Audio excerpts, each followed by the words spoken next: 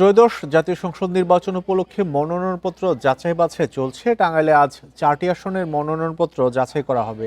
এ নিয়ে বিস্তারিত জানবো। টাঙ্গাইল থেকে যুক্ত হচ্ছেন সহকর্মী মামুনুর রহমান। মামুন, টাঙ্গাইলের মোট 8টি আসন, এই 8টি আসনের মধ্যে এখন পর্যন্ত কতটি আসনে কতজনের মনোনয়নপত্র বাতিল করা হয়েছে?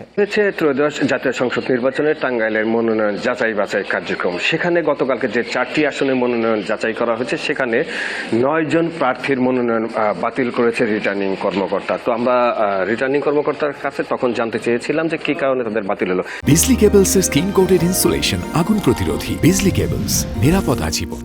তিনি যেটা বললেন, অধিকাংশ ক্ষেত্রে স্বতন্ত্র সংসদ সদস্য প্রার্থীদের যে 1% ভোটারের স্বাক্ষর সংরক্ষণের বিষয় রয়েছে সেখানে গরমিল রয়েছে। এছাড়া দল হিসেবে আমরা যেটা দেখেছি, ইসলামিক আন্দোলন বাংলাদেশ, তাদের 2 জন প্রার্থীর মনোনয়ন, 3 জন প্রার্থীর মনোনয়ন বাতিল হয়েছে। এই হচ্ছে গতকালকে যে 4টি আসনের মনোনয়ন যাচাই হয়েছে। আজকে আরও 4টি আসনের, টাঙ্গাইল 5, 6, 7 এবং টাঙ্গাইল 8, এই 4টি আসনের মনোনয়ন বাছাই কিছুক্ষণের মাঝেই শুরু হবে। আমরা যেটা দেখতে পাচ্ছি যে এই আসনে যেসব প্রার্থী নির্বাচনে অংশগ্রহণ করবেন তারা তাদের আইনজীবী সহ এবং প্রস্তাবকারী সমর্থককারীদের নিয়ে এরই মাঝে হলরুমে এসে উপস্থিত হয়েছে। এবং জেলা প্রশাসনের যে তোড়জোড় যেটা দেখছি, জেলা প্রশাসনের বলতে এখন যিনি জেলা প্রশাসক রয়েছেন তিনি রিটার্নিং কর্মকর্তা, তার যে তোড়জোড় যেটা দেখতে পাচ্ছি, অল্প কিছুক্ষণের মাঝেই এই যাচাই শুরু হবে।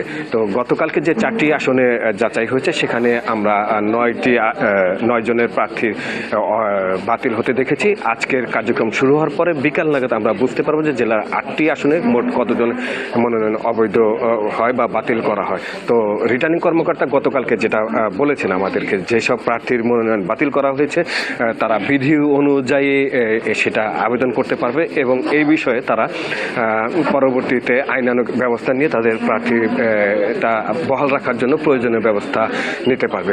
এই হচ্ছে আমার কাছে টাঙ্গাইলের 8টি সংসদীয় আসনের মনোনয়ন যাচাই বাছাই সর্বশেষ। টাঙ্গাইল থেকে জানাচ্ছিলেন সহকর্মী মামুনুর রহমান।